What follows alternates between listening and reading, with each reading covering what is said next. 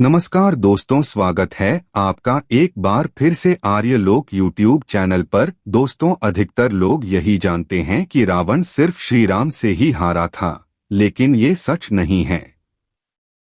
रावण श्री राम के अलावा शिवजी, राजा बलि, बाली और सहस्त्रबाहु से भी पराजित हो चुका था। और इन चारों से रावण कब और कैसे हारा था? एक बार रावण बाली से युद्ध करने के लिए पहुंच गया था। बाली उस समय पूजा कर रहा था। रावण बार बार बाली को ललकार रहा था, जिससे बाली की पूजा में बाधा उत्पन्न हो रही थी।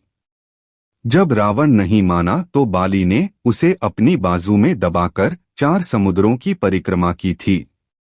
बाली बहुत शक्तिशाली था और इतनी तेज गति से चलता था कि रोज सुबह सुबह ही 4 समुद्रों की परिक्रमा कर लेता था।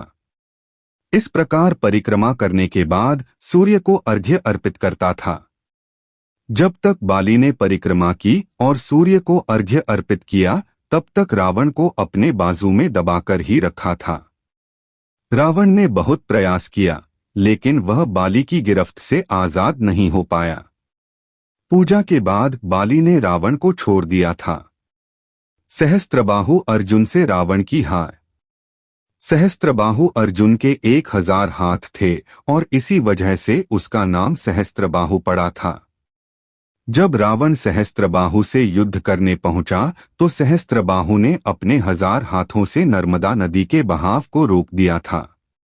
सहस्त्रबाहु ने नर्मदा का पानी इकट्ठा किया और पानी छोड़ दिया, जिससे रावण पूरी सेना के साथ ही नर्मदा में बह गया था। इस पराजय के बाद एक बार फिर रावण सहस्त्रबाहु से युद्ध करने पहुंच गया था। तब सहस्त्रबाहु ने उसे बंदी बनाकर जेल में डाल दिया था। राजा बलि के महल में रावण की हार। दैत्यराज बलि पाताल लोक के राजा थे। एक बार रावण राजा बलि से युद्ध करने के लिए पाताल लोक में उनके महल तक पहुंच गया था। वहां पहुंचकर रावण ने बलि को युद्ध के लिए ललकारा। उस समय बलि के महल में खेल रहे बच्चों ने ही रावण को पकड़कर घोड़ों के साथ अस्तबल में बांध दिया था। इस प्रकार राजा बलि के महल में रावण की हार हुई।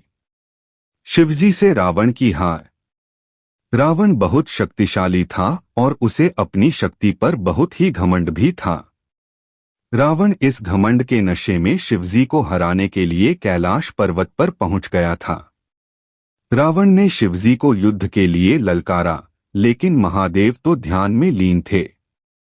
रावण कैलाश पर्वत को उठाने लगा। तब शिवजी ने पैर के अंगूठे से ही कैलाश का भार बढ़ा दिया। इस भार को रावण उठा नहीं सका और उसका हाथ पर्वत के नीचे दब गया। बहुत प्रयत्न के बाद भी रावण अपना हाथ वहां से नहीं निकाल सका। तब रावण ने शिवजी को प्रसन्न करने के लिए उसी समय शिव तांडव स्रोत रच दिया। शिवजी इस स्रोत से बहुत प्रसन्न हो गए और उसने रावण को मुक्त कर दिया।